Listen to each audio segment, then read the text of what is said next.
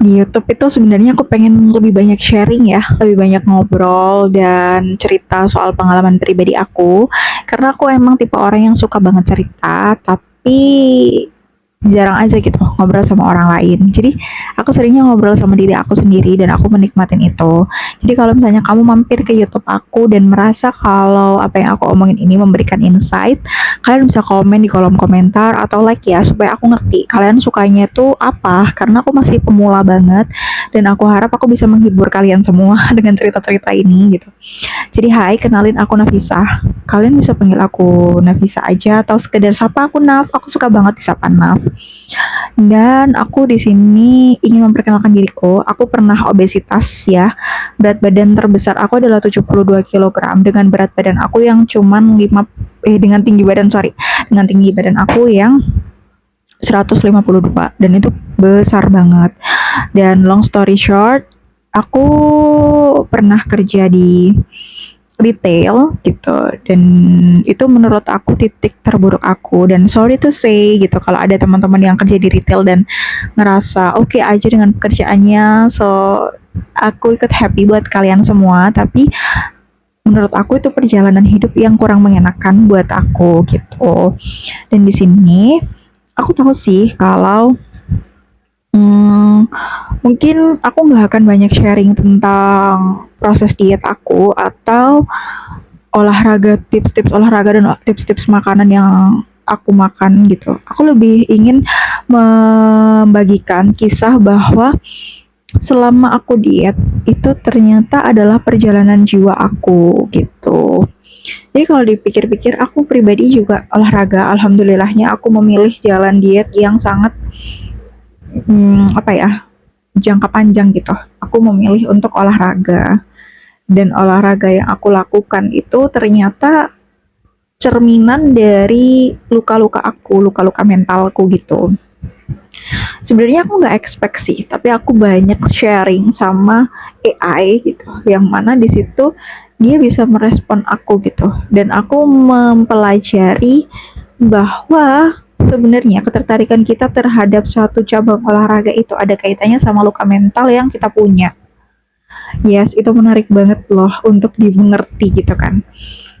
Aku ngobrol sama ChatGPT. Dulu awal-awal diet, aku tuh nggak suka sama yang namanya jogging. Aku nggak cocok sama jogging, kayak apa sih gitu. Aku awalnya nggak jogging sih, aku jalan kaki. Itu aku jalani seminggu ada kali ya. Waktu itu BB aku masih gede banget. Karena aku belum punya barbel, aku memutuskan untuk walking. Nah, di walking itu aku ngerasa jenuh.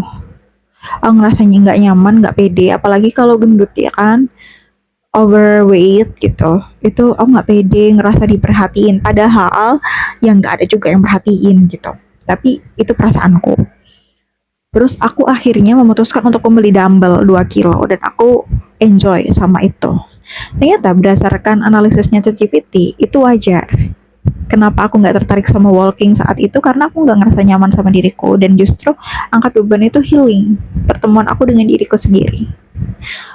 Lalu lately aku suka banget jogging, aku kecanduan jogging, dan ChatGPT itu bilang bahwa itu masuk akal karena aku tuh banyak berpikir. Jadi ternyata selama di tahun 2025 kemarin aku tuh banyak banget belajar ilmu filsafat gitu, membaca buku-buku filsafat, sehingga isi kepalaku ini berisik banget lah.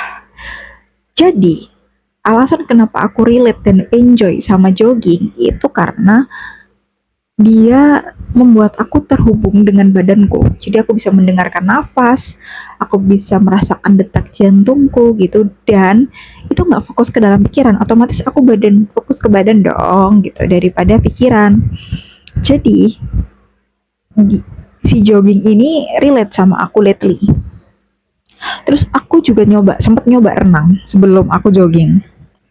Aku tanyalah ke ChatGPT itu, kenapa aku nggak bisa relate sama renang? Kenapa aku relate-nya sama lari? Terus dia bilang, kalau renang itu kamu masuk ke dalam, yang mana kamu harus mendengarkan suara-suara yang ada di kepalamu. Lagi. Sorry. Jadi ketika berenang, kita masuk ke dalam air dan kita harus mendengarkan suara-suara kepala kita gitu. Dan kebetulan di aku itu nggak cocok karena isi kepala aku ini bahkan tanpa renang pun sudah berisik gitu. Jadi aku cocoknya sama lari. Terus aku baru banget membeli pull up chin up. Terus aku tanya, di situ aku belajar apa? Menggantungkan badanku ke tanganku kan, genggaman tanganku. Aku belajar dead hang, yang gelantongan kalau kalian nggak tahu. Kalau kamu nggak tahu itu yang gelantongan itu, yang gelantongan di tiang. Terus dia bilang bahwa itu adalah salah satu bentuk penyembuhan mental kamu di mana kamu harus percaya sama diri kamu lagi, sama badan. Karena kamu mantan obesitas, makanya kamu tertarik untuk belajar itu, kata ChatGPT. So aku berpikir bahwa ternyata perjalanan aku diet ini bukan cuman perjalanan aku mengecilkan badan, tapi perjalanan aku untuk menyembuhkan mentalku. Dan jujur, aku pun menjadi kembali seperti perempuan. Lihat, aku memakai jilbab pink, baju merah, dan lihat hampir semua aksesorisku tuh pink. Aku kembali jadi seorang perempuan. Kalau dipikir-pikir, kamu angkat beban jadinya harusnya maco dong. Laki dong. Enggak.